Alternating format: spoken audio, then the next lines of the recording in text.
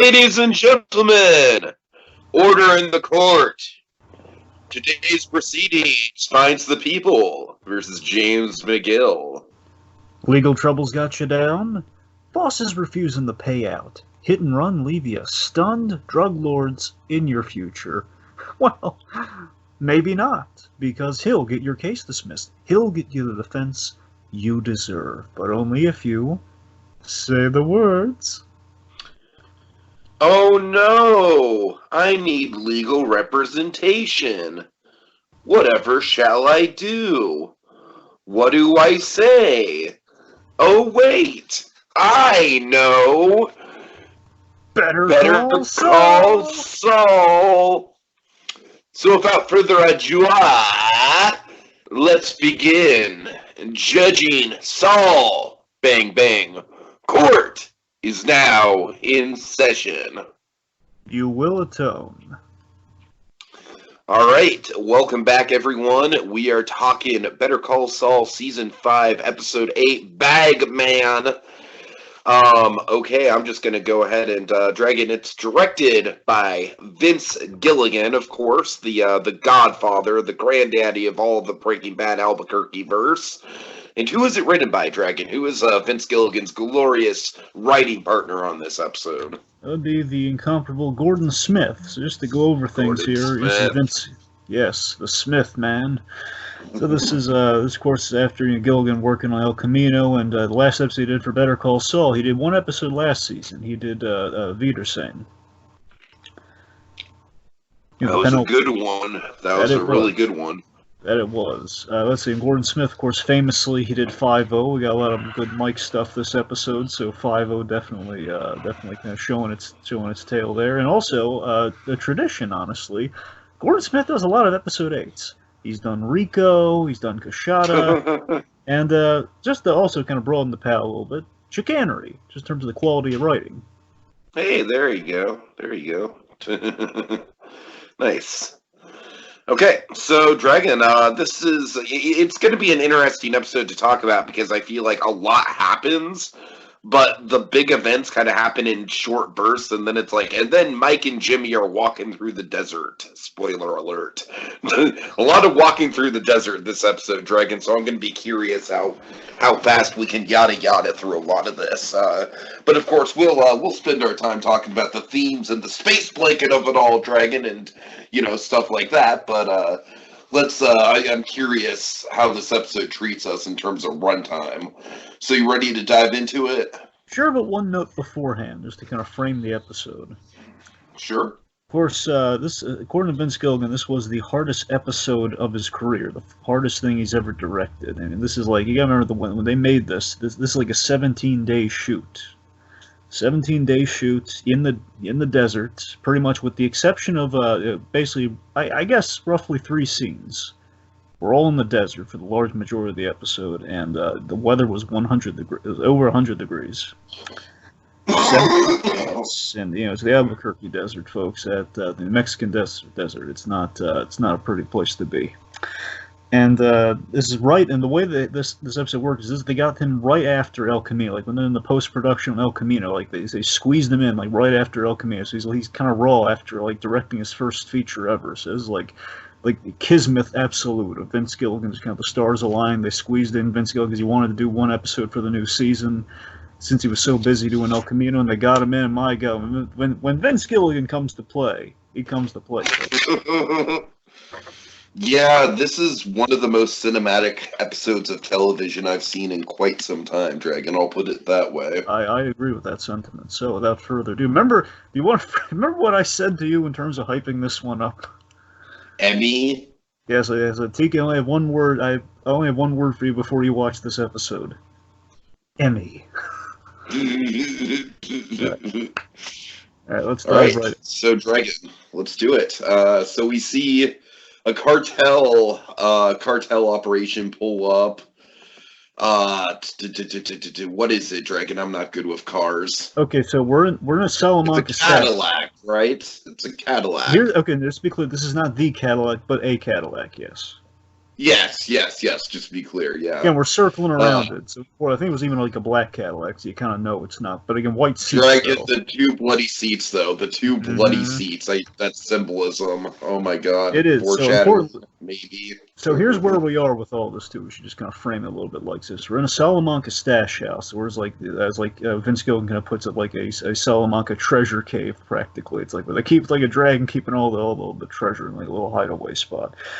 It's so basically the idea is that this is like one of many stash houses the Salamancas have, like all the goodies that they kind of steal and they kind of deal in, they probably resale or kind of fix up and then resell for, you know, to kind of fund the cartel and stuff. Like, you know, the idea is that they've stolen a lot of cars like the Cadillac and probably refurbished it, either sold it or just kind of used it for their own means, hence the cleaning of the bloody seats. Again, very much blood money, if you will. And it's a count house. The idea is a lot of this is like the nearest location of the Salamancas, like, you know, before you go too south of the border. Uh-huh. All right, let's see. So, blood on the Cadillac. Again, we're teasing up things with the visuals, with the cars and blood and all them, oh my, and that sort of stuff, and teasing up, oh god, Cadillacs. Oh boy, we're a lot of vehicular stuff we're teeing up. So the car that pulls in belongs to none other than the Cousins, man. The Cousins are back. Yay! I'm not saying that in like an unenthusiastic way. I'm just saying that in terms of like, oh no, like that's not good for our protagonists. Everybody, that's it's, you know, in terms of like the cliffhanger, like, oh, you could pick it up, Dragon. If you could think of the worst Salamanca for Jimmy to interact with, it's going to be the Cousins. Pretty much, because the one, as we learn a little bit later, again, Jimmy cannot raconteur with the Salamanca. Oh, absolutely not. Yeah, and that's death to him. He can gab with Tuco and he can get out of Dodge. It'll be still dicey, but he can do it. The Cousins, not so lucky.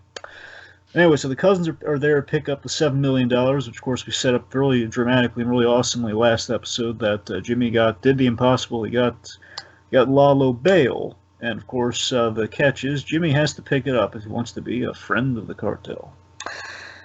So you're gonna have to pick it up. Yes, you're gonna have to. Oh, God bless Lalo. We get some good Lalo stuff here. We're getting there, folks. We're getting there real soon, actually. So one last thing to note is an important plot thing, in case it was a little lost on anyone. So at the end of the cold open, we reveal as the Cousins, they bag up a lot of money. Of course, it's not Breaking Bad without rooms with copious amounts of cash. It's not Breaking Bad. It's not the Albuquerque verse if we don't have that, really. We just need Can I just note that I love the practicality of their duffel bags, like, being all folded up. I know, I love that, too, because it looked like there's, I don't know, like being bagged in the middle. Oh, God, no, they fold those up really nicely. It's like a bank bag. Yeah. Duffel bag. I love it. Because they are making withdrawals. They're all very bank-like in nature. Cartel's bank. Uh-huh. All right, so important notes. So we reveal that the stash house boss, the one telling the guys they were kind of playing in the bloody seats. Again, if Elektra could be in any episode in the Albuquerque verse, if she could be in any one episode, it'd be like, stop playing around in the blood. Stop. Oh my God. Splashing in the blood. Anyway, our ridiculous running gag aside here. No, importantly, the stash house boss, the one telling him to knock it off. We reveal this guy. He's a traitor within the Salamanca ranks. He's working with the competition, or like he's trying to skim like some of the $7 million off, like by cutting them in on a heist of the $7 million. It's one of the two. The point being, this guy's he's working against the interest of the Salamancas and the cartel as a whole, and he's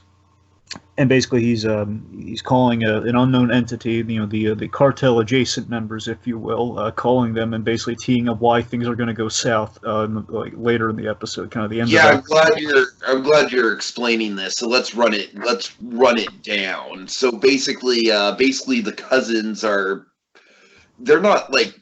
Are they essentially robbing the place of the $7 million? No. Like, this place belongs to the Salamancas. They're just making a withdrawal from the Salamanca Bank. This is where the $7 million is stored. Okay. So they're getting the $7 million, but what they don't know is that the guy who runs the count house, the guy who basically oversees everything, the one who's kind of making sure everyone's doing their job and like counting the money and everything, he's working against the Salamanca interests, and that's why like everyone's like knows that this little transaction of the $7 million is going on. They know where and when it's going down. Oh, okay, I see. So he basically sets up why Okay, got it. Because he got like the cousins or someone called saying, "Hey, we're gonna go by and get the 7 million." And that's basically this guy. He learned about that, and I guess he maybe got cut in on some of the action. He wants to be in the good graces of the competition. The point being, boss of the stash house, not our guy, not a good guy. Right. I don't think you're a nice man. I don't think you're a nice cartel boss. Okay, anyway, okay, getting back on point. So, speaking of some fun kind of Lalo stuff, Lalo just casually reading the papers, the way to start off any episode, really. Just he's reading the news, all happy-go-lucky, and he sees he's laughing. Saul Goodman's asking, "Yeah, what's so funny?" Of course, we reveal the headline, Pollos Hermanos fire. Like the restaurant's been burnt down, and we saw it last episode. I believe it was last episode. Yeah, it was last episode. Yeah. All right, and of course, we have almost like a Joker-esque pull here. Oh, you wouldn't get it. Thankfully, he doesn't kill Jimmy, though. Thankfully, otherwise it'd be a short show. So, basically, Lalo's doing a follow-up here. Lalo, he's giving Jimmy directions on the pickup, how to receive the 7 million. He tells him, essentially, we set up that it's a very, very long drive. Oh, yeah, Matt, you're going to meet my cousins. Oh, you're going to love them. I just love Lalo, the endorsement. Oh, you're going to love the cousins. You're going to love them. Yeah, they have such chipper personalities. And again, this is what I love about this episode. This is what the brilliance of Gordon Smith's writing. Like every I is dotted, every T is crossed in the writing here. We have visual points to this, and we have dialogue points where we're making sure. Okay, it's bullet. Despite all the bullets that are going to be in this episode, there are no bullet holes within the framing of the episode itself, and that. Okay, why can't the cousins just make their own? Why does he need Saul Goodman to get the money outside of the power play? It's like, well, I could have my men do it, but if they go into town, they need to be basically last time they went into town. There was a big massacre because you remember the last shootout the cousins were involved in. They're kind of laying low right now. It makes sense. It makes sense. Yeah. And more importantly, if they show up, the competition's going to be alert. Oh man, Salamanca's got something cooking up, man. So the point is, the cousins are the secret weapon. We can't just dole out the secret weapon willy nilly, or else it's going to maybe incite a cartel war, or maybe it's going to tip off the money even more. So that's why Lalo does not want the cousins making the run. Mm-hmm. And of course, now he's recommending next valuable option. Well, Nacho. Nacho Varga, man. The man who's like in the good graces of Lalo. And as in the good graces as Nacho is, as Lalo says, oh, you in the Nacho, Ignacio, good man. I love how Jimmy's giving the glowing recommendation. Yeah, have Nacho Varga. He's got Ignacio Varga. He's got a good head on his shoulders, that Varga. But he doesn't trust Nacho with $7 million because people get stupid with $7 million. And I think he's inciting that, well, again, if Nacho gets money, he's probably going to skip town with the money. So trust. Right, yeah. And knowing what we know about Nacho, we absolutely would. Let's be honest. As long as he can get Papa on board. Exactly, we can get Papi on board. So, let's see. So he's reassuring Jimmy, look, you're the guy for this. He's using a cell line. I love that. I love that. Tony Dalton is just so electric. Me and my dad, like, when we watch this, we're just hooked on Tony Dalton whenever he comes on screen. And this is where I went over on him even more. This is where I love Lalo. Where Lalo, like, he gives Jimmy an out, which is a huge thing for our story. We're thinking he's locked into the cartel. The cartel's giving him yet another moment of opportunity here where, look, I won't force you to. You did really good in court. Maybe it was too much for you. You don't have to. I could find somebody else. And, I mean, I don't think I got to tell you, it's either Lalo's just so charming I believe him or not. A part of me believes that, I don't think, Lalo's just not going to make him go forward with it, too. It's that Jimmy, as he walks out there, he thinks, okay, I don't have to be if I walk in, I'm probably not going to be a friend of the cartel, which is kind of what I wanted. But again, after that ego trip with Howard Hamill at the end of the episode, he's flirting with the cartel life, man. He's really leaning into it. He makes this whole season being the telltale season. Choices are key. Choices say everything about our characters. Totally. And the big choice, this is the big telltale moment, Dragon. I think of the season, maybe. It's a big one. So. He leaves, as Saul Goodman leaves, he kind of stops, and, oh, God, because Saul Goodman is perfect for this, because Lalo just said it, because he kind of has Lalo over a mini barrel right now, he says, 100,000, of course, like dollars, yes, 100,000, he said it'd be perfect for this, it'd be unsuspecting and everything, it'd be kind of built into it, so $100,000 to be a bagman for Lalo to transport said cash. He was offered a final out for the cartel life, and Saul Goodman, he's basically asking, the infinite gambler, the cosmic gambler that Saul Goodman is, that Slipping Jimmy is. It's like, how far can I push this? How far am I willing to push this? That's why he's asking like 100,000 with a question mark at the end. It's not demanding 100,000. It's like 100,000. Like, is that what this life's worth? Is this what this burden is worth to me? $100,000. You know what's so tragic about this, Dragon, is that right before we see this scene, we see how much the Salamakas actually have stored away, and the $7 million doesn't make a dent in it, let alone 100,000. You know what I mean? 100,000 is pocket change. Yes, it is. And again, Saul Goodman, he makes a very respectable offer here, because it's not even 2%. It's not even a 2% commission. It's a 1% commission, roughly. Which is, again, he's making a very, again, I love that he's on eggshells right now, but again, he's on proper, like, respectful eggshells. He's not asking for too much, but still more than he asked for like a day's worth of his time. And of course, dealing with Walton Jessup, he's going to bilk him for a whole lot. Oh yeah. All right, so Kim returns home. Next scene, Jimmy, he's showering because he got an early day tomorrow, doing drug cartel stuff. And as he gets into a conversation with Kim, this is about Lalo's bail. And again, he's not lying to her at all. He's being very straightforward with her, which again we're going to talk about later on with a certain kind of big standout scene about how he's looping Kim into everything. Oh yeah.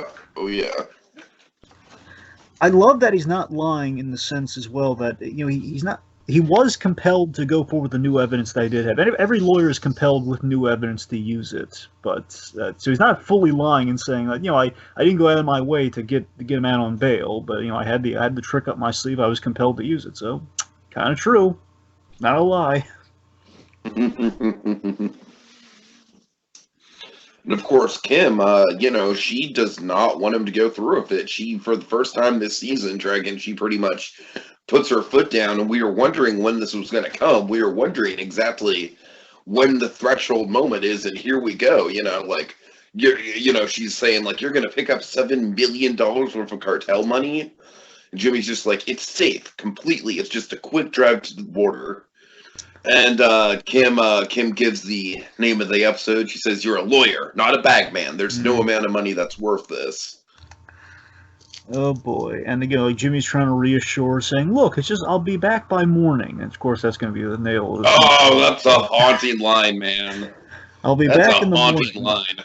and also, she wants to come along. He said she can't come. He has to come alone. The esteem is he's trying to assure with every detail. Look, the esteem is very inconspicuous because again, like the most anyone's ever had historically in the history of esteems is $50. So no one's going to suspect $7 million in a Suzuki. And Kim, Kim just does say flat, as you said, says, "I don't want Jimmy. I don't want you to do this." Mm-hmm. And he swears that he'll be fine. He gives her this comforting hug, and it's like she's not going to change his mind. This is the most uncomfortable hug in the history of hugs, man. Oh my god! But I love seeing her kind of melt into the hug. Though it's like, I'm worried about this, but all right. Like she doesn't like it, but she's comforted enough. I guess. I don't know. I read in her face that it's very, very... I mean, yeah, I guess, and I don't think she's comforted enough, Dragon. That's the thing. She's comforted for relenting and knowing she can't put much up more of a fight than she is pretty right now. Pretty much, yeah. Kind of like a defeated hug, sure, but, the point being is it's a placated hug, I guess. To placate both parties. I don't know. Anyway.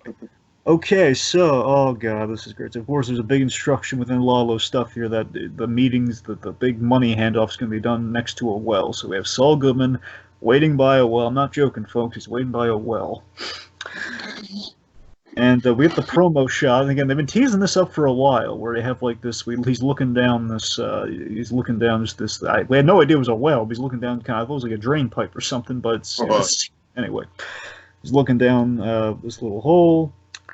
And let's see, and he's practicing his big. He's expecting like maybe a little rapport with the guy. He's trying to play it all cool. Yo soy abogados, and of course, when he's saying yo soy abogados, tell me you and I weren't thinking of Daredevil at this moment. Tell me you weren't thinking of Daredevil.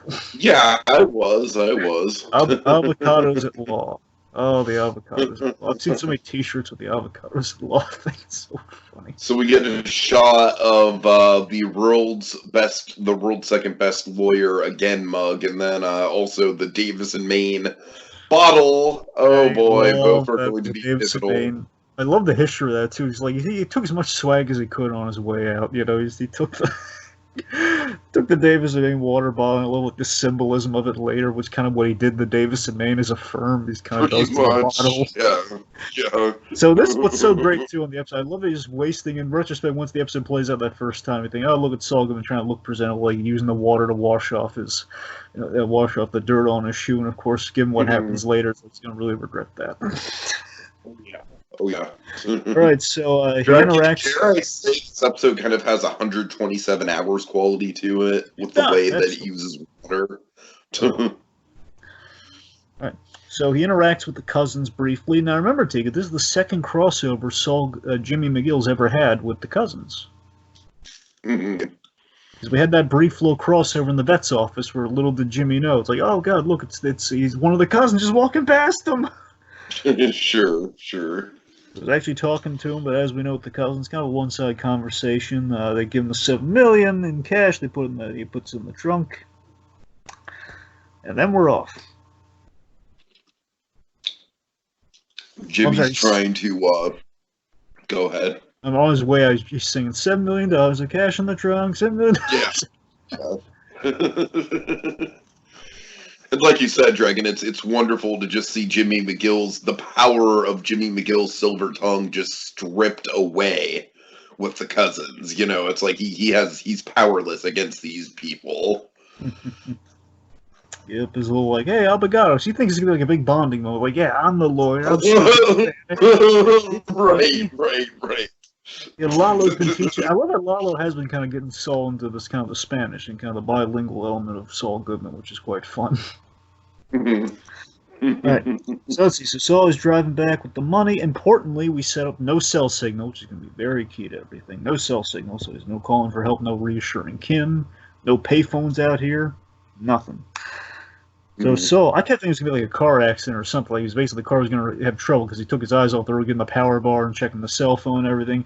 Didn't go like that at all. So Saul is basically slowly but surely. It's like one of those. It's like the horrific thing if like you're on like a highway or something and you have like trucks boxing you in because essentially Saul's making his way here. He's surrounded by cartel cars.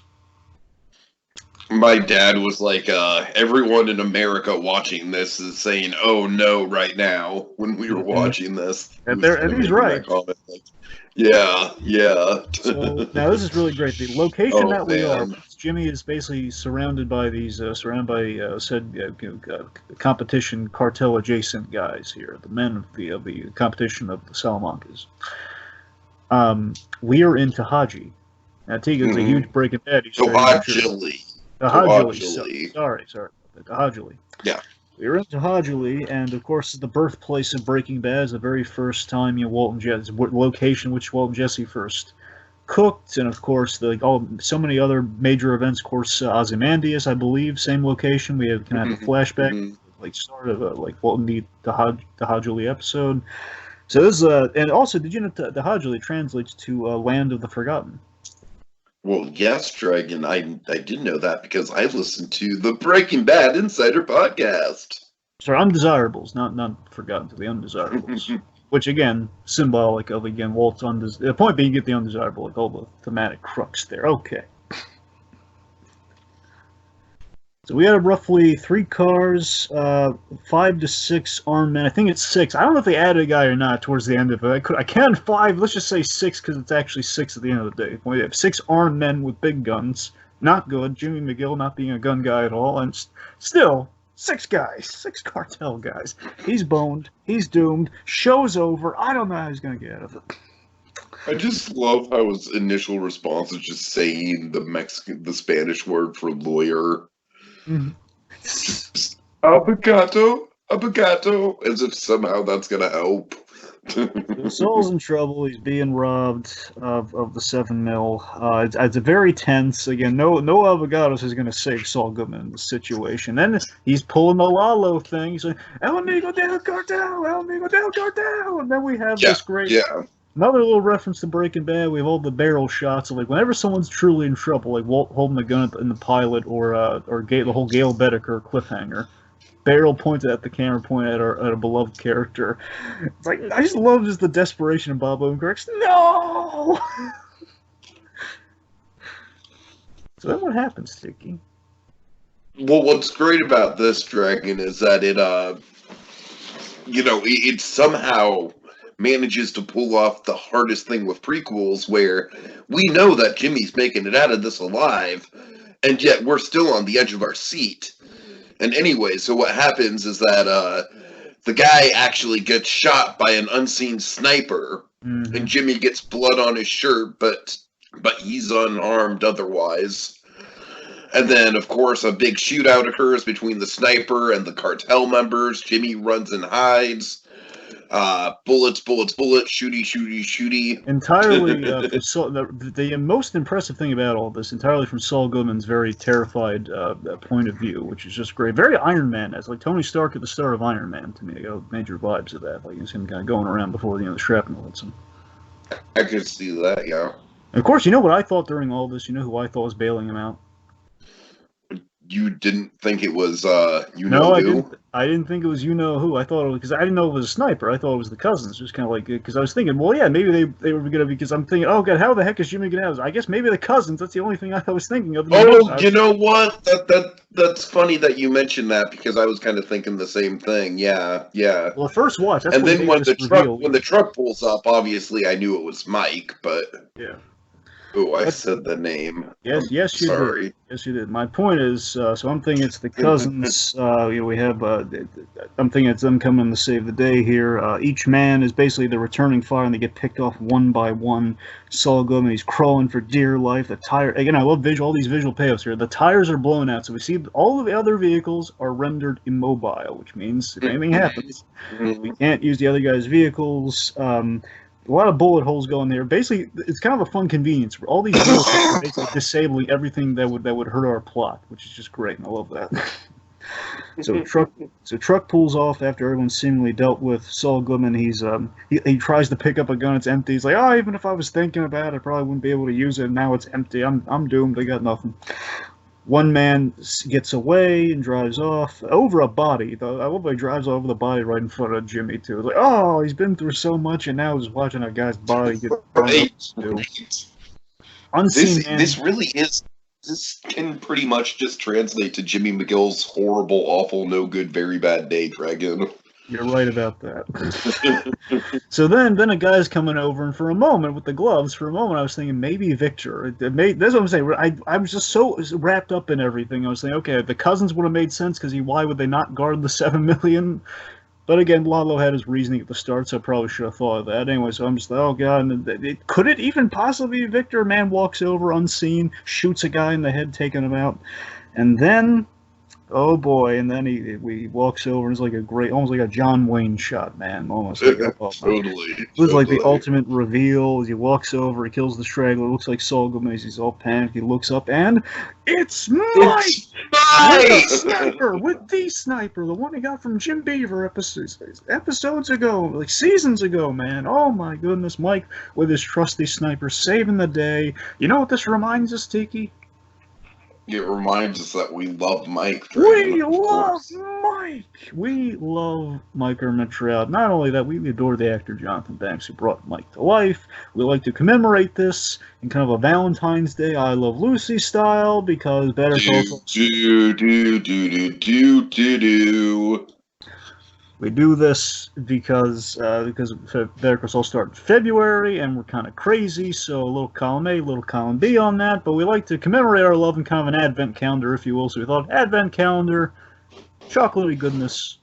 We're starting in February, running in April. Chocolate seems to be the runner, so a little advent calendar of Mike goodness, my friends.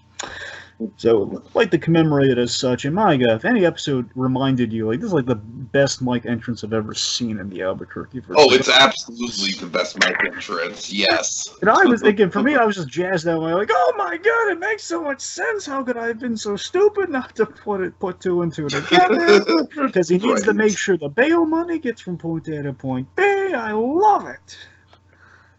And I would dare to say this is the best Mike episode period since 5-0. I'd be inclined to agree with you. I mean, a lot of good ones. This takes the cake. Oh my goodness. Uh-huh. So, by the way, speaking of which, this is an episode they've been kicking around ever since the first season. Just like their vision of what the show would be is that like Jimmy and Mike would be paired together for an episode. Yeah, I love that story, and I love how it's taken us 5 seasons to get there. That's great. It is great. Okay. So, by the way, let's not pass over the whole "Are you shot? Are you shocked?" thing. I love that. I know, yeah. The whole I see how comforting he is towards Jimmy. You hit. You're in shock. Stay here, take a breath. And I love Bob Odenkirk's face. He's doing these two actors. They both deserve Emmys. It's an Emmy episode all around. Give him an Emmy. Give the episode an Emmy. Technical Emmys all around. Directing Emmy, writing Emmy. That's it. Give the show all the. Just give this episode all the. This is the episode that they really should center their Emmy campaign around. They gotta. I mean, they have to, right? You would think so, given how much time, given the effort that was put into it. I would hope so. All right. So, see, Mike, he's checking things there. Again, Odenkirk's face, just kind of processing everything. There's him going through the shock here. Mike, he loads up the Esteem with the money. I love this. I love how he sees the bullet holes in the car. So it's like he's a long shot, and he starts the engine triumphantly. It works. And again, he tried going to all the other cars, but he shot the crap out of the other cars. Like, okay, well, those are shot literally. So we're gonna go into the Esteem, and the Esteem works. So now it's gonna be a buddy episode. The Esteem's the only working vehicle. And now we're getting into Vince Gilligan's version of Midnight Run, and it's so wonderful. No, Dragon, Midnight Run, believe it or not, I'm actually going to have to probably sit down and watch this for movie memoirs or something, because I've never seen it. It's really good. I love Charles. I mean, obviously you know Charles Grodin. I love Charles Grodin. He's so good in that movie. Sure. Yeah. Basically, Odenkirk in our Charles Grodin role, and Jonathan Banks in the Robert De Niro role, pretty much what Vince Gilligan's doing here, which is fantastic.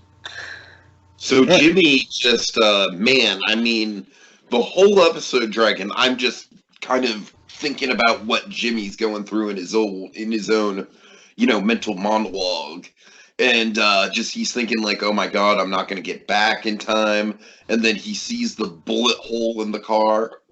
He's obviously thinking like there's no way that Kim's gonna be able to see his face and just not instantly know that something went wrong. Oh yeah. I mean, just all these things going on in his head, and that's even before they lose the car. Oh boy, we're gonna have things to say on that. But we got to build to that. So just the plot-wise, again, Mike's been sent to ensure the bail gets made, because otherwise it'd be for naught. And again, they were really smart in that regard, because again, things would have gone very south very fast. And initially, I was thinking something was going to go wrong and Jimmy would have to account for. I did not, going into this episode, I didn't think shootout at all, really. Shootout was not on my radar at all. I didn't think of it. I was flabbergasted by it, and like putting Saul into a violent situation, which is genius. So in the aftermath of all that, the two of them are driving back. I love how Mike's trying to comfort the shell-shocked Jimmy here, where he's just saying, you're alive. Focus on that. You'll be okay. And again, this is the first time Saul Goodman's ever seen death, when you think about it. Seen murder. I mean, he's seen the death of his friend Marco, which always affected him. And again, the last time he saw a death, he saw a death and he accidentally caused the death, and now we've seen he's straight-up murder, if you will. So, he's... The first death we saw created Saul Goodman. The second death is what kind of lets Saul Goodman off the chain. Now it's like this is the consequence of Saul Goodman. That's kind of what this is. Where think about it. This is all the ramification of his choices he's made this season. I feel this action he just witnessed snuffed out any residual innocence of Jimmy McGill. That's what. Absolutely. This is why. This episode is why Saul Goodman is as cavalier as he is with Walt and Jesse, while he's recommending Belize left and right, because he's seen how bad it can go. It's like, well, I've seen everything now. Let's Belize away. Pretty much. And this is why Saul Goodman gets the bulletproof vest in Breaking Bad, because he's seen how bad it can go. It's like, okay, bulletproof vest me up, buddy. Right. So the car So stops. they're driving along, the car stops, yeah. Due to said bullet holes, which I was thinking, oh man, as I was worried about that, and it happened. Oh goodness. And literally, the car is shot. Literally. And I'm just instantly thinking we've got a 4 days out on our hands, Dragon. It's 4 days out, and, God, what was, and sunset, right? Sunset. Yeah, that's a good pool. That's another good kind of standalone episode in a confined location, right? Yeah, but again, primarily the sunset all being kind of the ode to a vehicle.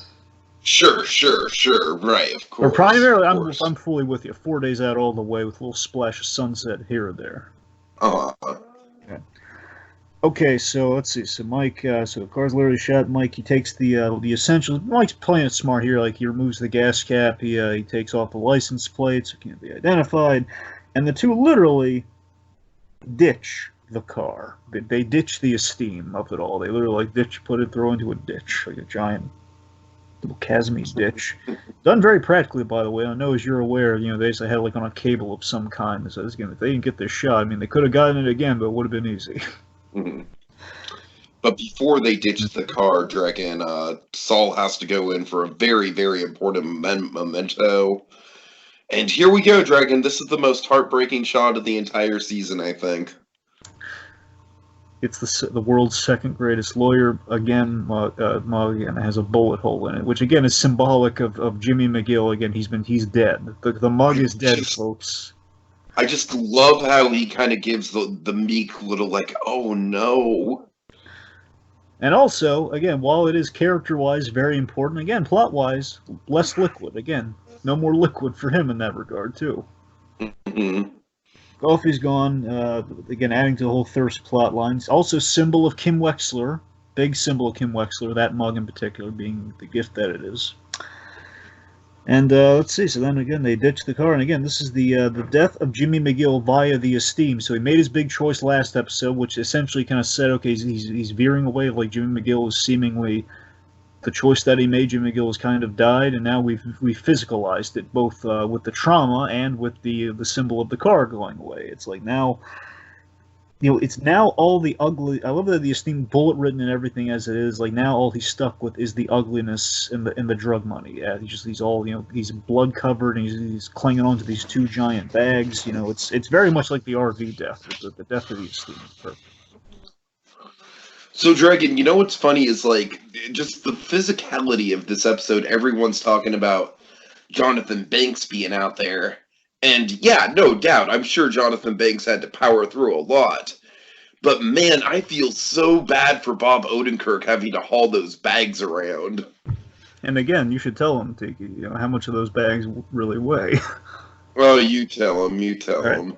So, folks, they actually did the math on this. So, $7 million, basically, I assume broken up, down the middle would be like, I guess, like, $3.5 million each.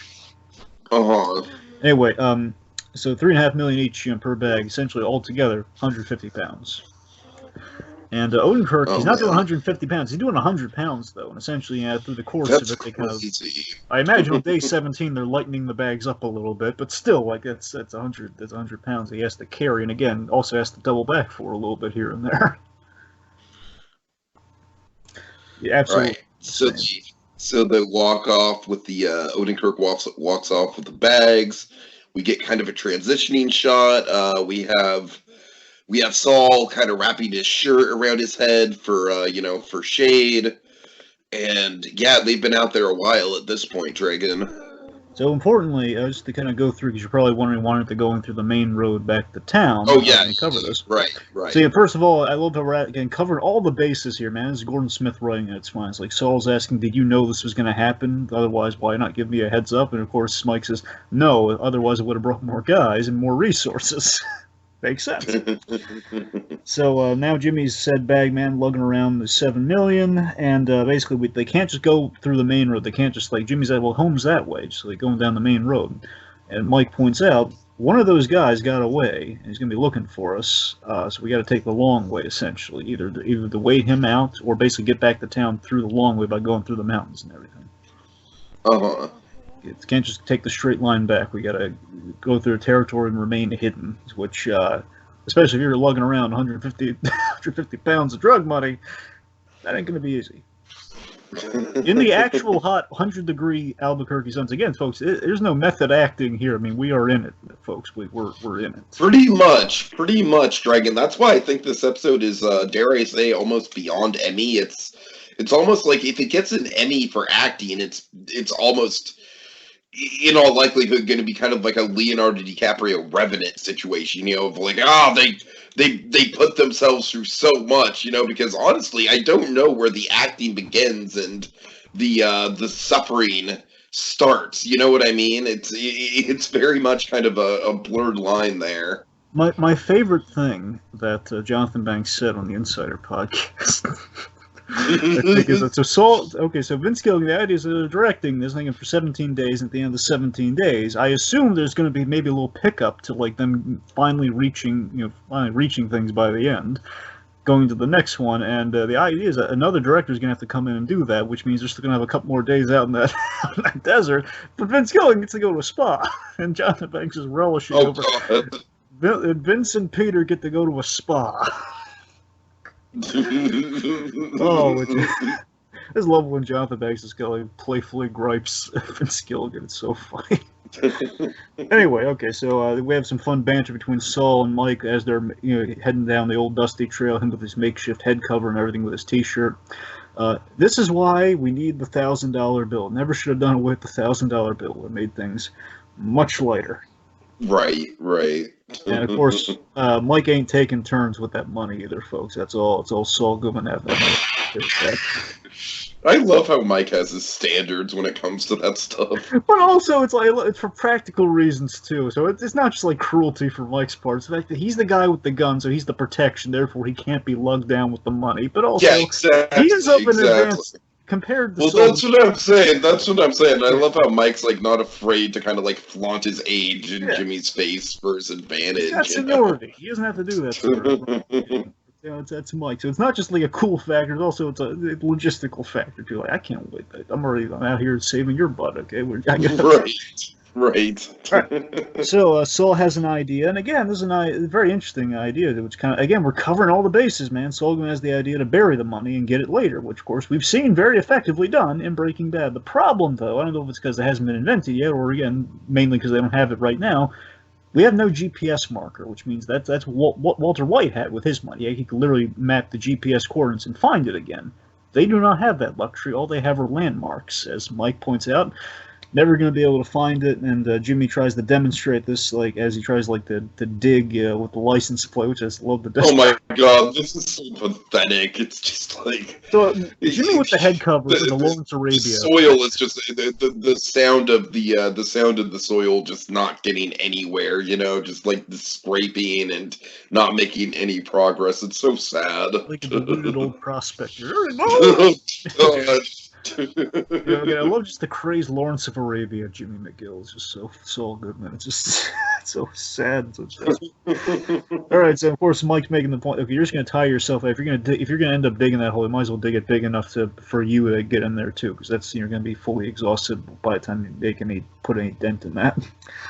Right. Then logical, very logical. Mike then spots the guy and tells him, very importantly, they ditch all anything that can catch the light, anything reflective. So he puts his watch in his Marco ring in his pockets, I guess. And basically, Mike figures, okay, he found the esteem, which means he kind of has a direction of where we're heading. He's picked up on what we're going with there, and he can't come back to his bosses until he has that $7 million. So he ain't going home anytime soon. All right, so then, so let's see. Before the adventure continues, Jimmy's taking a swig from the Davison Maine water bottle, and Mike warns him to conserve. and basically, the two of them set up camp for the night. And at this point, Dragon, my mind is like, again, like I said, I think one of the best selling points of this episode for me personally is just being in Jimmy's headspace of like, oh man, like Kim is just freaking the hell out right now, Just, there's no way that Kim isn't pulling her hair out over this whole situation. Oh, yeah. Absolutely, and of course, I love the conversation about Kim that we have here, because this is basically we verbalize all in a beautiful scene. The only scene that's not shot out in the out in the desert, by the way. This is on a sounds. I know you Wait, know I'm this. sorry. Did we pass over the time lapse shot? I don't think it's. No, it hasn't. Okay, let me make sure, because I don't think it's happened yet. But I just want to be sure. okay, let me. Sorry. No, the song hasn't happened yet. We haven't gotten there yet. Believe me. It's, Okay. Just making sure. All right. Okay. Let's see. So right. Okay. So Jimmy's taking a swig from the bottle. Anyway, okay. So they're setting up camp for the night before they go out any further. And Jimmy's asking the logical question of, wait a minute, why don't we just go out at night? It's cool to be colder at night, which is true. Problem though, you won't be able to see anything at night, and you basically injure yourself. You fall into like a prairie dog hole or something, break your leg, which again will not be good for the already 150 pounds you're gonna be lugging around. So, and still no signal. So the two of them are camping out for the night. And by the way, Tika, now I'm 100% sure. I know we haven't gotten to that moment yet. We're all good. Okay. Anyway, so remember we'll cues off everything with the water bottle. So, all right. Anyway, so again, this is the only soundstage portion. We're in the soundstage. They made up a soundstage, so they weren't, because again, it would have been it wouldn't even worse on them if they did like a night shoot. That's why they're not doing it out in the desert, because they have to worry about the sound design on the set blanket that we're going to be getting to, and they would have had all sorts of stuff to contend with, and it would have been really cold. It would have been awful. So I love the glow sticks, by the way. I love they're kind of lit by glow sticks here, and the two of them are. It's kind of like a really nice, cozy, quiet scene for the two of them here, where Jimmy's voicing his concern for Kim's panic. She's going to be eating her, chewing her pillow up with worry, essentially. And and he informs Mike that she won't think that he's. I love that Mike's version. Oh, she's going to think you're catting around and everything. I love this Mike's worldview of like what Jimmy McGill's dealing with his girlfriend. But Jimmy, he sticks up for himself here. He says, "Oh no, she's in the know. She doesn't know everything, but she knows enough." Yeah. And then Mike takes him to school here, folks, big time. It was a really great scene between these two guys here. Where he says, "You told your girlfriend, my wife. Congratulations." Love the just the sardonic. Congratulations. Now she's in the game, which basically he voices like all these very logistical questions here, like, all this information. Is she going to go to the cops with this information? No, she's not going to go to the cops. What about her mother? Nope. Friends, her boss. And of course, we, the audience, know, getting up to this point in the series, all those options are absolute no-goes for Kim Wexler. Yeah. That's the great thing about it. Yeah. No mother, not really any friends. I mean, Schweiker, not really that close, but you have her boss, kind of on the friend. You're going to Schweikert about Jimmy. Potentially, but still, like, not like a gal pal like Mike's implying. Like, does she really have like any socially friends outside of like a work friend? Even though there's like a boss, is all professional. We know. You're right. That's the thing. I fair enough. It's still kind of a profession. It doesn't have like, just any non-work friends, though. I think that's the point. Yeah. Anyway, point being, as we honestly know, again, I love the way we have a stake with Kim here, and then, I mean, Jimmy's right. She wouldn't do anything like that, so far as we know. Out of all the things that he's listed, true, she wouldn't do anything. She wouldn't fly off the house. She wouldn't pull some Skylar White stuff. Not at all. So, so far we think she does kind of something, but it's a really justifiable thing that she does later on. So, anyway, so she's just going to be scared out of her gourd that I'm not home, and Mike's saying, "Well, let's hope that you're right, because I hope you know she's in the game now." And I love how Jimmy's very defensive. Obviously, she's not in the game. She's not even game adjacent. Not even game adjacent. So we have the two conflicting approaches that these two men have to like what they're trying to do here. Again, Saul Goodman's trying to have everything. He's trying to have his cake and eat it too. I can have a fully transparent relationship under the eyes of the law. Therefore, she can know things, and we're going to be all fine there. Mike, as we know throughout the course of Breaking Bad, his family doesn't know squat.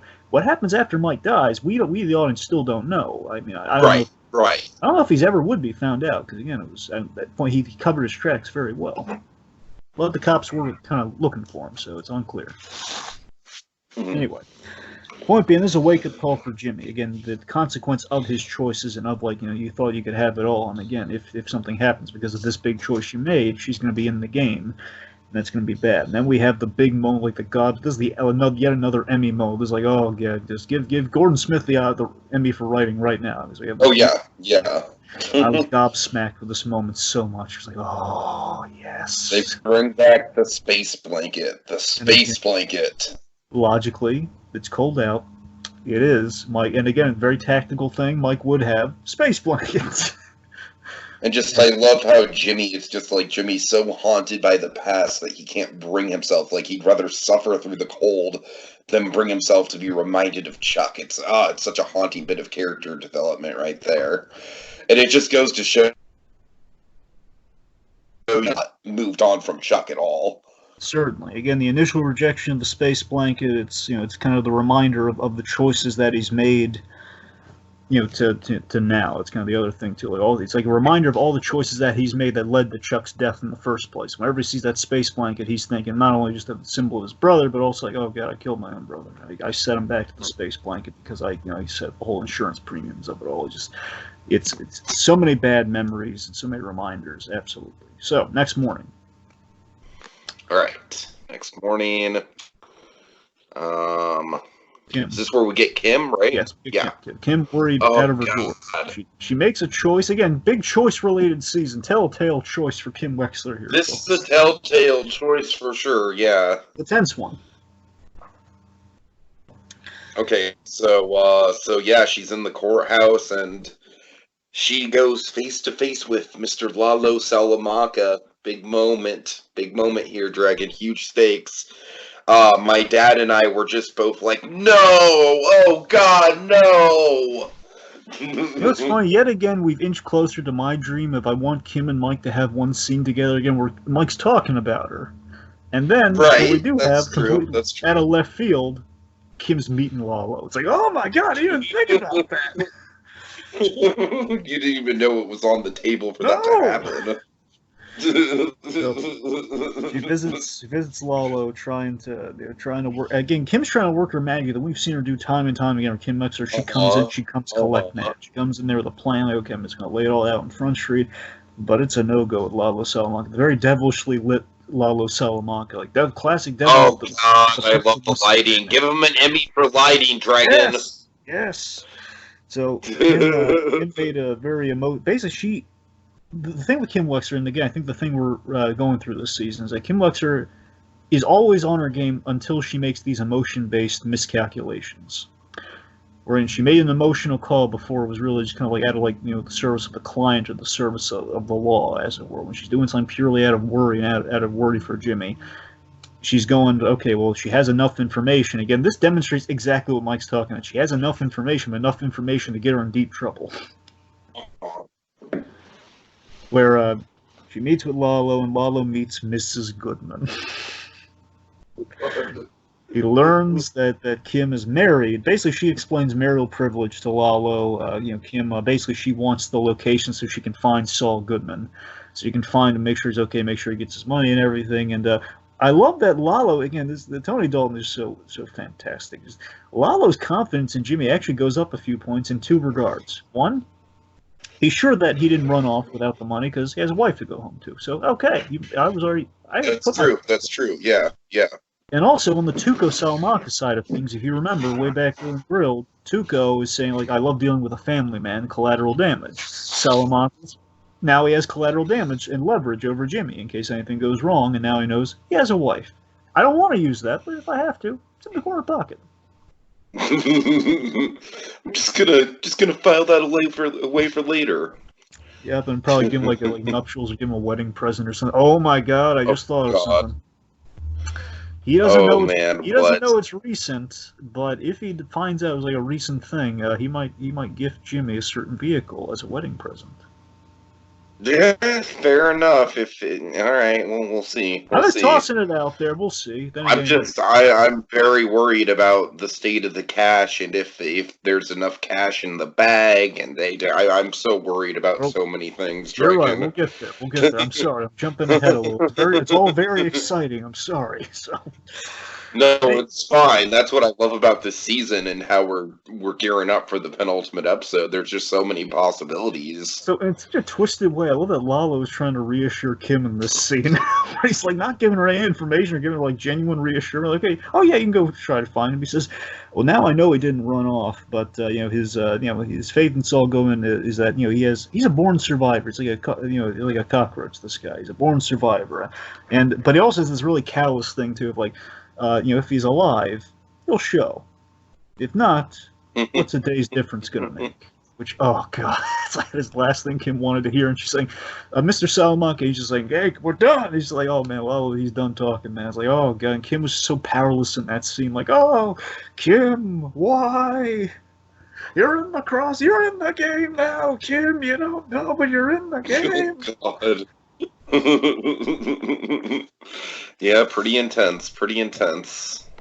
All right, so this is something really clever Right. I caught on the rewatch, actually. I didn't know what Mike was doing here, but it makes perfect sense now, where Mike was collecting water from the moss in the area. That's what he was doing. Yeah, I caught that. Clever. Yeah. Really impressed by it on the rewatch. I mean, really nice bits. Mike is a survivalist, man. I don't know what to tell you. He is. So Mike's collecting water from the moss. You can put it in the canteen. They're going to be using. He suggests that Jimmy not waste his morning. He was about to use the bathroom in the morning. Suggests that Jimmy not waste his urine, and which then leads to one of your favorite bits. Here we have the Davis and Maine water bottle shot. So symbolic. It's great. It is. It's essentially what he did to Davis and Maine too. It's kind of a little bit of karma with Davis and Maine in the grand scheme of things. It's like Gary Gilligan levels of symbolism, Dragon. Oh yeah. Then we begin the montage here, like I believe it's a song called "I Got the," which many people have cited, by the way. Sounds a lot like that Eminem song. My name is what? My name is that whole. Oh yeah! Oh my God! I'm so glad you brought that up. Yeah, because I totally thought that was. But this is the original. I don't know. It would fit with the season too, because that song is all about like Eminem, like Marshall Mathers and Slim Shady, like the alter ego of it all. So I don't know. If that was like a whole. I kind of wish they would have used that song. I think I don't know if it was like a sort of like how the whole like Vanilla Ice thing. He has that song that he potentially ripped off, or if it was just so similar. I don't know, it was like a legal thing or whatnot. The whole like the Pressure song with Ice Ice Baby, I think. Sure. I don't know. As they're going with the original, which is really nice too. It's called "I Got Though," just ... It's literally what it's called. So the trek continues in a montage here. We see the two tired, thirsty, miserable actors just trudging through the Hajuli. Mm-hmm.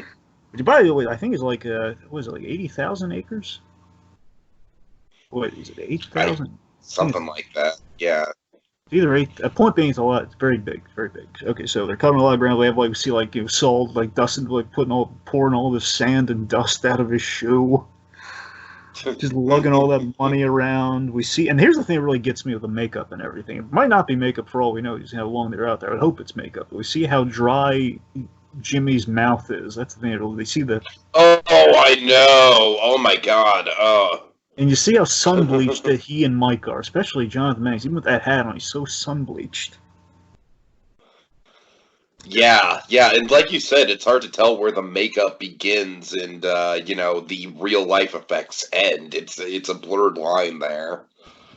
So let's see. Then we're going to cap off things literally with a little tiny cap of a canteen bottle or something. Mike is pouring Jimmy a tiny little cap full of water. I was going to send you something before this, so you'll see it afterwards. That was pretty funny. Anyway, the point being, this cap thing inspired really funny. I don't know if to call it a meme, but a little funny visual song concocted. Anyway, so this little tiny cap pours a little bit of water from the canteen, like a drop or two, practically, like a little tiny, like half a shot of water. Oh man! Oh God! You feel so bad for Bob Odenkirk when he's just like, one more, just one more. Mike says, "You have your bottle. If you want more, you have your." Oh man! Oh, it's brutal. It's brutal, Dragon. Yep. So, and again, it's kind of bad karma for again. He wasted that water early on. He's just trying to impress the cartel, man. It's all relative. All right. So before they go, telltale choices. Absolutely, yes.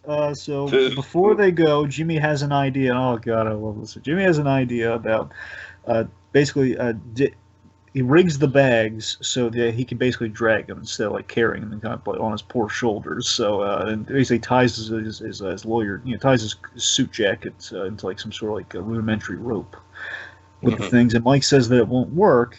Jimmy gives it the old college try as they press on. Again, I don't think Mike's cruelly just like letting him be his own, go into his own failure here, but I think it's just like, okay, well, I guess it's working. Traditionally, it doesn't work. Maybe it's like luck to the idiots. I don't know. Let's just go on with it. Let's see how it goes up. Mike having an idea it's not going to work. And I called this too. What happened to that bag too? Which is like, yeah, I was worried about it. It did happen. We'll get there. So actually, we'll read to it right now. So okay, so later. So later, again, a lot of desert walking, folks. I'm sorry, it blends. That's what I'm saying, man. That this episode, it goes by pretty quick. It really kind of breezes past. Almost to the end. Yeah. All right. So later, Mike stops to point out that there's a hole in the bag via this tragic trail of money shot. Now, hopefully, and again, you're right. This is exactly what I'm worried about. There is some tension here. My read on it, though, I'm hopeful on this. I like to think it was like a recent tear and that he got all the money. But we'll see. I'm not. Depending on how much money he lost, I'm not more excited to imagine he'll front the amount that he lost just to make the 7 million deadline. So again, but if he lost like a whole if he lost $1 million, obviously that's going to be a problem. That's what I'm saying. If he lost about is if they just get there and they don't even think to count the money in, like there's like maybe even just a few thousand missing. Lalo is just going to be like you skimmed it. I'm terrified, Dragon. I am terrified about the idea of Lalo thinking that Jimmy skimmed the bags. Well, I'm not so. Well, again, we'll get to that with Spec. I'm not so much worried about that. Anyway. Okay, so let's see. We have I like the license plate patch that Mike came up with here because we got to get moving. He can't lose any more money, so he puts that little license plate as it braces it against the hole. So basically, ideally, no more money's gonna spill out, and we have Jimmy frantically collecting the money, having to double back as they're trying to move forward, and we have this cactus bit. Man, this cactus bit hurts so much. Oh my god! Yeah. And again, I thought it was going to prick. I love how it's a single needle, Dragon. It's a single needle. I love how effective that is. I thought he was just going to get his hand pricked or something on the cactus, but it's not. Because he says, "Okay, hey, I got it," and then bam, he kicks his foot accidentally into the cactus, like and he pulls it out. It's like a giant cacti needle. It's a wild desert cactus, folks. That ain't pretty. It's a deep prick. And literally, it's the last straw for him. Like, that's it. I'm done. I want to go home. I'm gonna die in the dirt either way. If they see me, if I'm too loud, everything hurts. I'm so thirsty. And again, Mike, I love the sympathy, the twinge of sympathy for a moment Mike has. Yeah, totally. You need a drink. You need. He's saying, "Look, I know it's not pretty, but you need the drink out of that bottle." and then Jimmy's saying, "What's the point?" So they find a corpse with a mouthful of piss. So essentially, and I love this. In our story, in the course of the series, in the course of the arc of Jimmy McGill's Saul Goodman, Jimmy has crossed the threshold in the Saul Goodman. Like he crossed the threshold. I think last episode he crossed into the threshold. Now we're in the thick of the adventure, if you will. To go the whole 12-step circle storytelling analogy, if you will. Sure. Basically, this is what the adventure looks like that he had no idea the adventure was going to look like this when he crossed that threshold. Like, I didn't know it was going to be like this. And Mike says, that's, again, Mike, a little bit of sympathy here. Mike saying that's not going to happen. And you got to get up. And Saul's then asking him, this is where Jonathan Banks earns his Emmy, folks. I don't care what anyone says. I don't care who actually gets the Emmy. Jonathan Banks earned the Emmy. Saul's asking, how are you still going? And here we go. Here's the moral of Mike Ehrmantraut in the Emmy speech for Jonathan Banks. I'm sorry, do you want to do the Emmy speech? No, by all means, take it. Because I know why I'm out here. That's how. I know what it's for. You can't. I can't drag the money out alone. I have people. That's where it really sells it. I have people waiting for me. And They don't know what people who don't know what I do, who never will, they're protected. I do what I do so they can have a better life. And if I live or die, and I love just how desperate it's like he's really getting into it. He didn't expect to get this personal with Saul Goodman of all people. And if I live or die, it doesn't make a difference to me as long as they have. As long as they have what they need. As long as they have what they need, it doesn't matter. So when it's my time to go, I will go knowing I did everything I could for them. And you ask me how, that's how. And oh my God, that's an Emmy scene, man.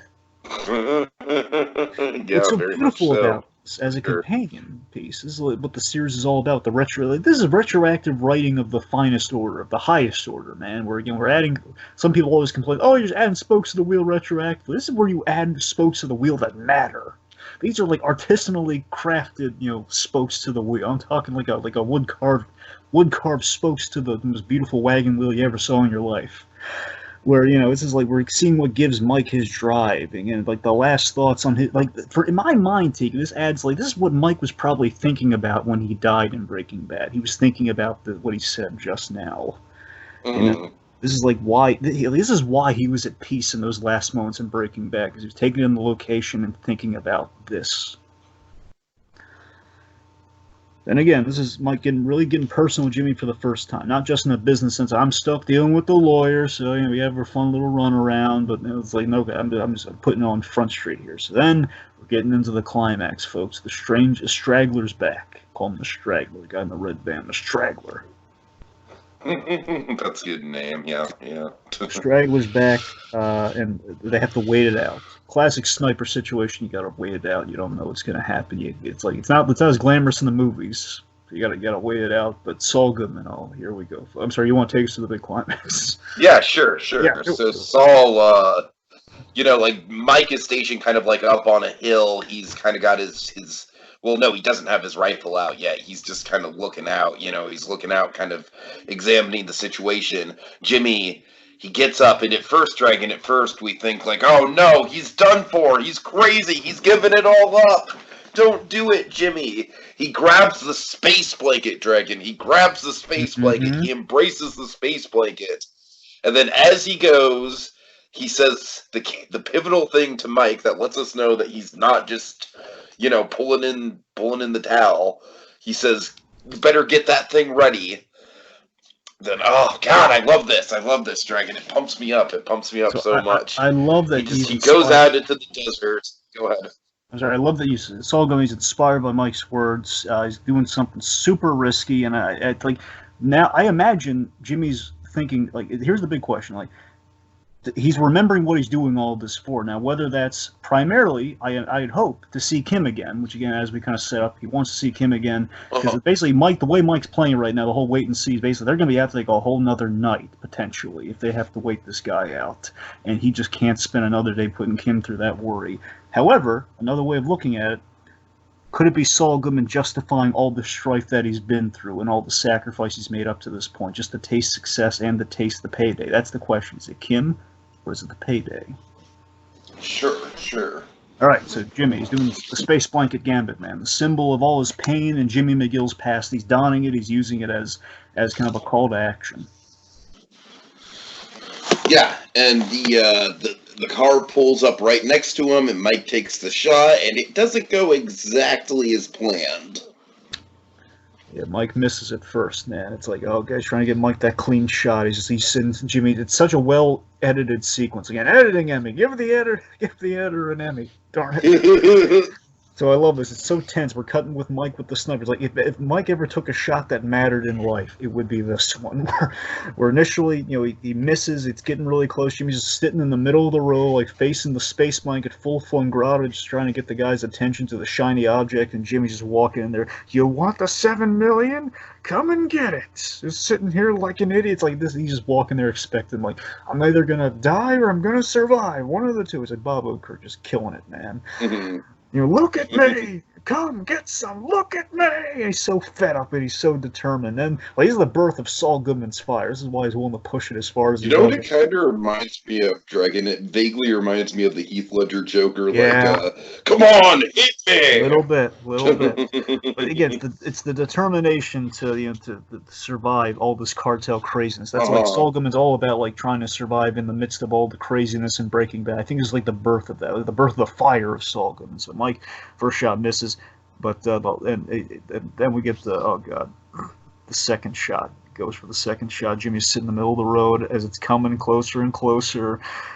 And then we have the money shot, the very practical, big practical money shot. Oh, God. Tiki, you've always said this. Now, Tiki, if there's any time for you to go with that running gag from a certain Channel Awesome movie, now is the time to say it. God, you're putting me on. Okay, fine. The video game thing. What's the video game term? Video game term. What? Barrel. I'm sorry. You're putting me on the spot, Dragon. Do a barrel roll. That whole thing. Oh, do a barrel roll. God, right. Okay, I'm sorry. Do a barrel roll. All right, there. I did it. You have no idea how outdated that meme is, Dragon. Yes, but you always bring it up at the worst times. It's like the one time. I know. All right. Okay, so truck. Do a barrel roll. Oh, okay. They only had one shot at this, really. I mean, they could have done it again. It would not have been easy. They probably would have been out there another 17 days, practically. So they have, I believe, Corey Eubanks is their stunt guy, as they mentioned. This guy made it happen. There's a guy inside this truck flipping it over the way it is. Basically, Mike, his money shot, flips over like 6 or so times, and oh my golly, they caught it from every angle, camera-wise. Flip. It's like, it's coming to pieces as it's flipping over. And just Saul, basically put Bob Odenkirk in there afterwards, because otherwise, oh god, we have to rename the show if anything happens to this guy. So a big moment. Oh my god, like the day is saved. Mike took out the guys, which means now they can just go home. Big moment played. And then we have the other big moment of the episodes played so sobering and so straight. Because again, the big fear in the episodes is that if they did this, it would have come off as just comedic or like, oh, we're doing something, laughing at Saul Goodman's expense. We don't do that, oh, man. God, no. Like, they Zack build Snyder, it up, take man. notes. They burn it. This is how you do something like this, Zack Snyder. None of that HTBS. This is how you do a moment like this, all right? I don't want Superman looking at a stupid gag like that. This is all right. Moment where Saul Goodman tastes his true desperation for the first time. Which, of course, tastes like your Davison Maine bottle. So, and Dragon, I just first of all, I forgot to mention this, but I just love how freaking rancid and dark yellow the piss is. It's just very realistically like unhealthy looking piss. Very, very frothy and very terrible looking. Right. So the two survive, and again we have this. It's just this perfect symbol of the whole episode, as well as the whole tasting desperation thing, as well as kind of the final shot. It's all kind of a symbol for Gene, if you ask me. I think it's a symbol of the whole episode is kind of a symbol for the whole Gene stuff we start every season out on. Is that he's surviving. Survival is not pretty, and that's kind of what he's living with as Gene. But also, this episode is just showing, kind of giving you a taste of what Saul Goodman's life within this, becoming a brand, becoming a business, becoming a cartel guy, a friend of the cartel, is going to look like, and then it's going to permeate itself in a different way with Gene in the future. It's not pretty, and it's not a way to live. Seeing what you're going to be put through for a payday, for like just the taste of success, you're going to taste true desperation, and it ain't going to be good. And there's a question of, basically where we are now in the Gene flash forwards, asking yourself, why were you there in the first place? What put you here in the first place? I think that's the last thought of the episodes. Like, you went through all this, but why do you put yourself there in the first place? And the answer is because of the choices that you made, and you're asking yourself, was it worth it? In this case, it was worth $100,000. To walk off. All right, well said, Dragon. Well said. Like a tumbleweed, and then they all go down the dusty trail, midnight run style. Man, awesome. Okay, so let's get into some spec. Yes. Oh God, there's so much stuff happening in the promo, Dragon. Jesus Christ. All right, let's break it down. So what we know from the promo is that we're going to have triumphant return from the desert with said bail money, and I guess basically after a change of clothes, they're all blood covered, I imagine. They're going to be walking in there, basically Jimmy defiantly dropping the bail money, and just to speak to the whole money thing again, I'm telling you, unless it's in the millions, which would be very tragic, would be a major problem. It would put him in the crosshairs a lot big time. If it's a few thousand, again, I'm sure he's just going to pay it out of his own pocket, therefore to be out of Dodge. That there's no matter of skimming so long as the money made it there, so it's not going to be a problem, I don't think. All right, fair enough. I think that all the money's there, personally. But you're right, though. I was wondering, well, if the money's not there, it's logically what would happen. You just feel he'd make up for the amount, assuming it wasn't millions. I mean, I'm saying, like, what if they forget to even count it? What if they're so desperate to get it there in the first place? Well, we know they're going to have time to change. So there's a slim chance they could count, but it's a lot of money to count, though. So it's a fair question. I don't think it doesn't seem like That's what I'm saying. I think we're going to milk that for tension. I think we're going to say, oh, they didn't count it. Oh, God, is it going to make it? Is it going to make the amount? All right. So let's see. Jimmy McGill. I think we're going to. They have a moment with Bill Oakley, where Bill Oakley's kind of walking through the hallways and saying, "Oh, you're gonna have to change. That was something in there. You're gonna have to change your name again." Yeah, and Dragon, I've been predicting that this season he's basically going to burn all his bridges with the courthouse and pretty much lose any sort of semblance of being a respectable lawyer. You know what I mean? He's basically going to become a pariah within the community by the end of the season, I think. I think we're going to have like a really nice overarching trilogy of episodes, Tiki. I really think it's going to be, at the end of the day, we're going to have 7, 8, and 9, just based on this spec here, is that of kind of the loss of Jimmy McGill, where again he made the choice in 7, he lived through the consequence in 8, and 9 is we're going to see the shell. I think with that Bill Oakley bit, what we're saying is like Jimmy McGill is gone. It's like he's just Saul Goodman now, and Bill Oakley is voicing like, man, there's no going back from where you are right now. He just came in there, and it's like he's tasted desperation, and he's going to be the shell of like Jimmy McGill. He died in a desert, guys. Like he's no longer like all the innocence, all like the fun. Like, oh look, it's Charlie Hustle. That's dry as a bone, folks. Right. Okay, man, I don't even know where to start with the spec. I mean, like, Kim, does she make it out alive? Does Lalo make it out alive? I mean, the only thing we know for sure is that Mike and Jimmy aren't gonna die, but, my whole thing is, okay, I have some spec regarding Lalo and Gus's plan for Lalo. I think what Gus's plan is for Lalo is he's essentially going to, by releasing Lalo, I think Gus is going to make it a mutual thing where taking Lalo off the table is going to be a benefit to the cartel and to Gus. You know what I mean? Where that makes sense. He's going to basically frame it as like, this guy's so much of a wild card that we can't continue to have him. You know what I mean? You get what I'm saying. I absolutely understand what you're saying. That's a good call. I didn't think about that. So far, all I've kind of framed with the Lalo issue is that Lalo, next episode, he's going to be working on an exit strategy, because obviously once he gets bailed, he's going to be skipping bail, which of course is going to bring down trouble for Jimmy, I'm sure. But by the same token, it's gonna pose a direct threat. I think my thought process, I think yours is the better end game of all this. But my thought is that whatever happens, Lalo is going to be working on exit strategy. He's going to be trying to skip town, which will put him out of things for a while, I imagine. But I think on his way out, he's going to pose a direct threat to Gus, because like on his way out, he's going to like do another screw you to Gus thing, which Gus can't abide by, which is going to cause some action, which is probably going to be your thing. And the other thing you have to remember is that the competition of the cartel, we really don't know much about. We just know, like, these other guys show up to try to get the $7 million. All those guys are dead. I'm sure the bosses sent them out. They might be gunning for Lalo. And if Lalo's out and about, I think Gus Fring's going to be kind of like hornswoggled into protecting Lalo from the competition, which again could go either way. That's the thing. I think Gus is going to have to protect him. So if anything happens to Lalo, it's Gus's head. That's the thing Gus can't just undo, because if anything happens to him in prison, he's a goner. If anything happens outside prison, goner. It means he can't get his Eladio revenge, which he lives for. He lives for revenge. All right. So again, I love the next episode title, by the way, Bad Choice Road, which is, again, if you had ever had an episode summarize the telltale nature of the season, Bad Choice Road, pretty perfect. Totally. Do you think we've seen the last of Howard?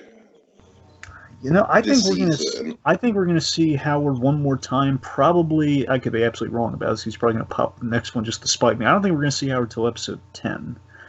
But if we don't, in the course of the series, we got to see him next season. But this season, if he's going to show up, it's going to be... Oh, yeah, of course. If he's going to show up at all, it's going to be 10. Episode 10, I think. Okay. So Kim's... I think Kim's either leaving or going to get fired from Schweiker and Coakley next episode. I think she's dead. You mean you think she's going to get killed next episode, or by the end of the season? Maybe not next episode, maybe the finale, but I don't know. I'm starting to lean that way. And he's come so far. I think shit's going to go...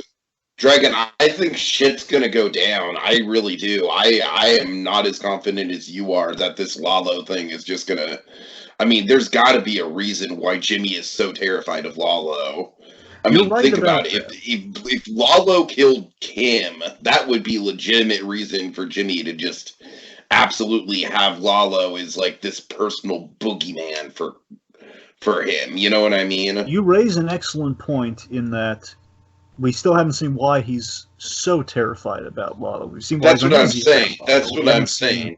Yeah, yeah. So right now we're in kind of the golden age of the relationship. Like nothing's really going wrong. Like, and I think if Kim is taken off the board, and I think it's going to be for some sort of stupid misunderstanding, like I said, you know, like a few $1,000 or $50,000 or however much missing from the count or something like that. You know, or because Lalo is just such a loose cannon, and there's no way that this relationship is just going to... I don't know. I am just so not convinced that there's not going to be a casualty at the end of all this, Dragon. It might happen in season 5, or in season 6. I mean, they might push it off until season 6. But really, if they want a devastating sort of cliffhanger going into the next season, man, and you know, of course, Kim. This season has been more Kim centric than ever before. We saw. I mean, how devastating would it be to get Kim's death by the hands of the cartel? In the same season where we get the flashback to the 14-year-old Kim. You're right. I mean, it's just I don't know. Iggy, I think you're right. I think you're on to something there. But by the same token, there is a question, and I'm not saying they couldn't write around this. I'm just saying there is a question of again, I'm always eager to see what they're going to do with this sort of thing. Of if Saul Goodman, if Kim was killed, if Lalo kills Kim. I mean, I don't see how Saul Goodman gets it. He's going to have to be a complete, like, callous guy at that point, just to kind of go past that and then be to the point where he's, like, hitting on Francesca. You know, that's what I'm talking about. Like, we're going to... That's the thing I wonder how they're going to get to that point. Well, we still have years, Dragon. We still have years in between. If Kim dies this season and then him hitting on Francesca, that's still like a several year gap. You're right about that. Think about it. Kim is going to leave a really empty hole in his heart. Like we know that. We know he's going to lose a piece of himself if he loses Kim in any way. So he's going to have to fill that void somehow. Now you're making me go back. Even if it's HT. Yes. Now you're making me go back to my little 3-episode arc thing here, where again, like if we just keep sanding away pieces of Jimmy McGill, like we've sanded away the car, we're just saying he's just gonna be a shell of a man. Like the last thing you could do, like to make sure there's no traces of Jimmy McGill on this earth, would be Kim Wexler again, because that's the only thing that's keeping Jimmy McGill alive right now. That's like logically, we need to take her off the board to fully get Saul Goodman in some way, if you really think about it. That's oh god, it's like that. And again, every single interview for like at least 2 seasons now, it's constantly Vince Gilligan and Peter Gould saying, "Oh, I'm worried for Kim." It's like every time I'm worried for Kim. We are worried for Kim, but like, you never know if it's like. I love how they're worried for Kim. They're worried for Kim, even though they control Kim's fate. That's great. Go back to Walter White again. The character dictated the direction of the show, where it's like they don't even know. It's like they have a vague idea. It's like, oh yeah, I'm rooting for these 2 kids. Gilligan's rooting for the 2 kids, but he knows like they're bad for each other, and like there's I think Gould, I always get the impression Gould's more worried about her death, and Vince Gilligan's worried more about worry about like the relationship and if Kim's gonna basically like live through it to be like sad, be the sad wife of Saul Goodman. I think that's what the two of them are on that personally. Okay, but I'm gonna throw this at you, Dragon. The whole telltale of it all. Kim's choice to get married to Saul. It leads to her being callous with Lalo. It leads to her thinking that she could have the power to go to Lalo and think that attorney-client privilege and spousal privilege is gonna be something that Lalo cares about. And so, in retrospect, her getting married is going to lead to her downfall if it in fact goes down the way that I'm pitching it. I mean, when you say it like that, Tiki, it does sound like Lalo might make a strategic move in that, well, I don't want to take any chances, but say it all kind of all nonchalant, like, I didn't want to take any chances, so, she's gone. Yeah. I don't know, man. I don't know. I just don't think this Lalo thing is going to end without any blood on the table. I mean, at the very essence, we got to end this season with whether it's going to get as lethal as we're thinking. We got to end this season with him. We got to end it like the first season of Breaking Bad. The first season of Breaking Bad ends with Walter White seeing Tuco do something really violent, essentially kill a man in front of him. Now, I'm not saying he's going to kill Kim. I'm saying we got to at least start the fear of God of Lalo into Saul Goodman at the end of the season somehow. We got to start that, and then call back to Kim. I don't know. That's how the season's got to end in some way. Because again, he's going to have some interaction with Lalo once he bails him out. So when that happens, maybe it happens next episode. Maybe it happens in the 10th episode. I don't know. Maybe Lalo kills Nacho in front of Jimmy. Well, no, because he thinks he's trying to pin on Ignacio on Breaking Bad together. It wouldn't work. Oh, that's true. Yeah, right. But again, I'm thinking I'm still of the my last thing we'll say because we can't speculate all the long days. I'm still thinking that it's going to be Lalo's escape is what sours the relationship between Jimmy. I think it's going to be a Nacho matter that's going to like turn Lalo scary to Jimmy. That's always kind of what I thought it was. It's always what the implications been. It was Ignacio. It implies that Ignacio is the chain reaction of where things went south in the Lalo affair. So I don't know. Which sounds like stuff for next season, but I don't. But then again, if they could do it in 2 episodes, I don't know. We'll see. All right, final thoughts, Dragon. Go ahead. Final thoughts. Season 5 just keeps getting better each episode, man. It's an unprecedented. I mean, we kind of see this every season with Better Call Saul. This season, literally, every episode just progress. Every episode is my new favorite. Every new episode is my new favorite. So, I mean, I always love the episodes 7 and 9, but I tell you, man, as much as I love 7, 8, 8's just I'm flabbergasted by it. It's just it's a work of art, man. This is the Emmy peak so far. I mean, if they can outdo themselves with 9 as they tend to do, I mean, I don't put it past them. I'm just gonna be more like, how do you outdo the Emmy episode? I mean, this is Vince Gilligan's Midnight Run. It's basically we put Jimmy McGill through hell for the choices that he's made this season. It's so appropriate that he has to. Has this life-affirming experience in Dahajali, just as Walter White did, and this is the zenith of exceptional TV. That's what all this is. It's perfection. I love this episode. I could shed a tear just talking about this episode right now for its beauty. Like in Ozymandias, like we've conquered all the lands, Tiki, but now there's nothing left. Soon there's gonna be nothing left for a while. I'm gonna shed a tear. Beautiful. All right. Well, Dragon, I'm not going to lie. This isn't my favorite episode of the season, but it is, like, in all technical terms, the best episode of the season, the most Emmy episode of the season. I will agree with you there. I just think, for me personally, it was maybe a little bit slow-paced with all the walking in the desert stuff. I need to see Logan's Run. Maybe I'll appreciate the episode even more. Midnight Run. As it stands now, Midnight Run. Oh God, Logan's Run. That's a much different movie. Yeah, I'm sorry. That's a way different movie. Don't go to the wrong movie. Anyways, yeah. So I think I'll appreciate this episode even more once I see Midnight Run. But I digress, man. I mean, it's just I just like the level of storytelling at play here, just how it kind of mirror images Walter White's experiences.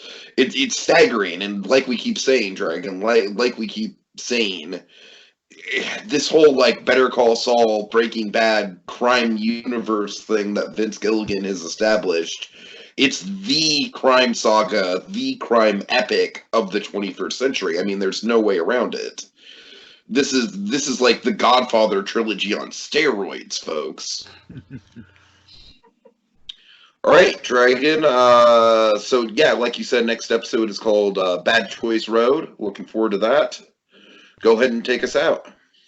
So remember, kids, when you get that phone call, make it count.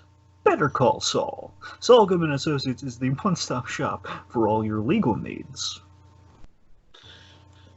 And with that, we are adjourned. We could totally be lawyers. Totally. Totally. You get an Emmy, and you get an Emmy, and you get an Emmy. Everybody gets an Emmy. The Esteem gets an Emmy. Suzuki Esteem. Emmy, Emmy, Emmy, Emmy.